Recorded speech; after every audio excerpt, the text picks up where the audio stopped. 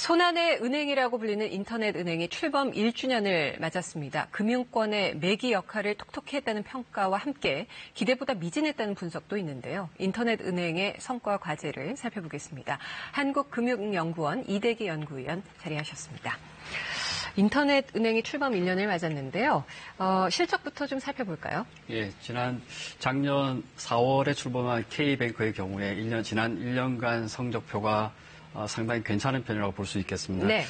지난달 말 기준으로 보면 고객 수가 71만 명, 그리고 수신액이 1조 2,900억 원, 그리고 여신액이 1조 300억 원인데요. K뱅크 경우. 예, K뱅크의 경우입니다. 그게 1년 목표 수신액인 5천억 원, 그리고 여신액 4천억 원을 훌쩍 뛰어넘은 거고요. 네. 2호인 카카오뱅크의 경우에는 지난달 말 기준으로 567만 명의 7만 명의 고객과 그리고 네. 여신액 5조 8,600억, 그리고 수신액 7조 1,300억 원을 달성하였습니다. 네. 실적으로 보나 고객 수로 보나 목표 이상치를 달성을 했어서 일단 흥행에는 성공을 한 것 같습니다. 근데 두 인터넷 은행이 첫 해 모두 손실이 컸다고 하는데 어느 정도였습니까? 손실은 첫 해다 보니까 네. 이게 초기 투자 비용이 많습니다. K뱅크의 경우에 838억 원의 손실을 봤고요. 네. 그리고 카카오뱅크는 1,045억 원의 순손실을 냈습니다. 네. 사실 근데 인터넷 전문은행이 1년 만에 이익을 내는 건 불가능합니다. 해외 사례를 보더라도 보통 한 3년은 걸린다고 보고요. 왜냐하면 초기 투자 비용이 많거든요. 네.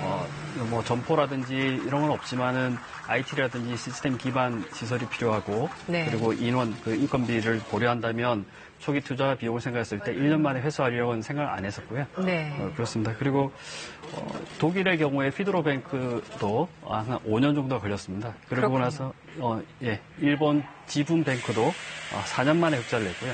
우리나라도 한 3년 정도 걸릴 것으로 예상하고 있습니다. 네.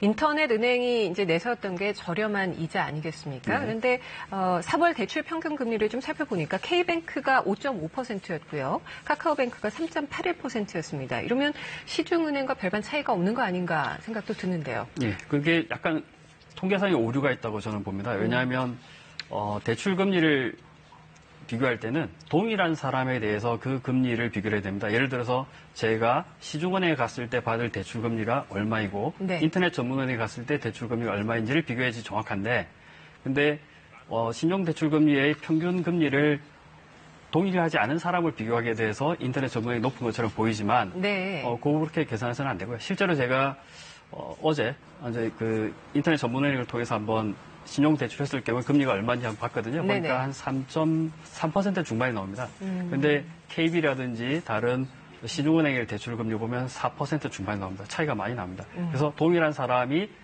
이런 신용 대출을 봤을 때 분명히 인터넷 전문은행이 싸게 나올 겁니다. 그러니까 평균 금리기 때문에 이렇게 올라간 거군요. 시중은행에서 돈을 빌리기 어려운 분들까지 다 합산이 되면서. 그렇습니다. 예, 시중은행 같은 경우에는 상대적으로 인터넷 전문은행보다 더 고신용자들이 더 많습니다. 그래서 상대적으로 더 싸게 공급할 수 있는 주 거래 고객들이 있고요. 예. 인터넷 전문은행은 아직은 주 거래 계좌를 가진 고객이 부족하기 때문에 상대적으로 조금 더 높게 나올 수는 있습니다만 비교했을 때 동일한 사람을 놓고 비교한 게 아니기 때문에 그 수치는 약간 좀 무의미하다고 볼 수 있겠습니다. 네.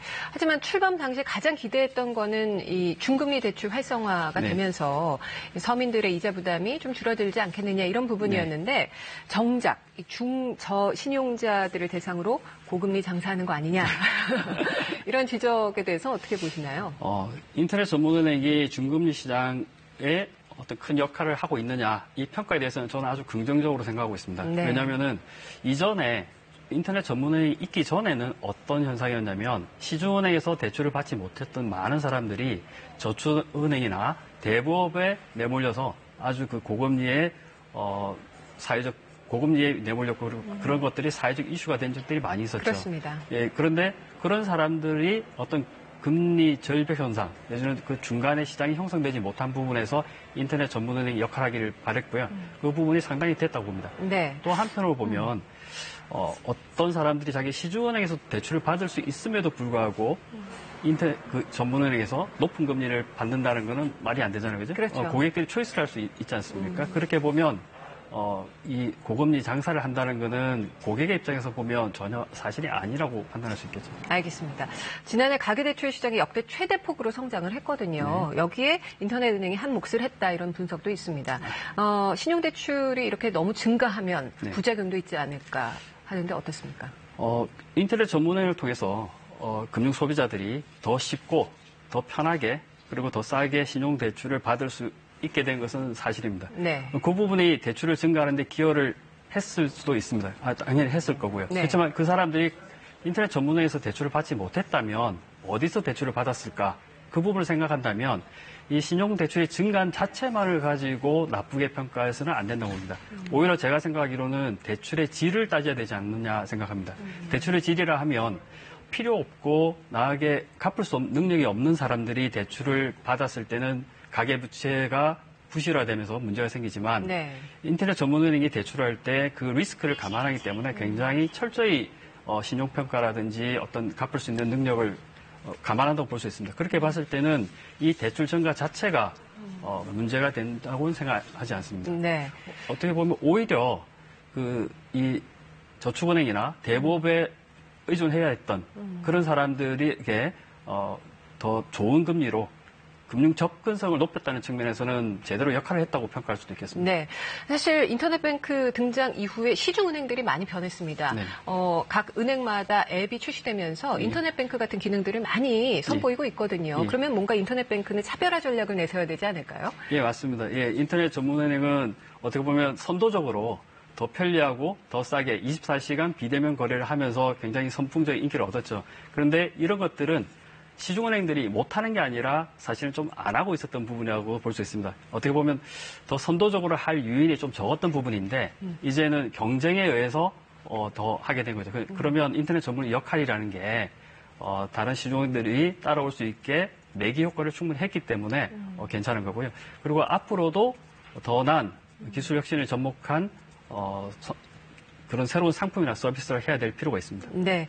앞으로 인터넷뱅크가 우리 금융권에 더 좋은 어떤 역할을 할 수 있을지 기대하면서 지켜보겠습니다. 오늘 말씀 잘 들었습니다. 감사합니다.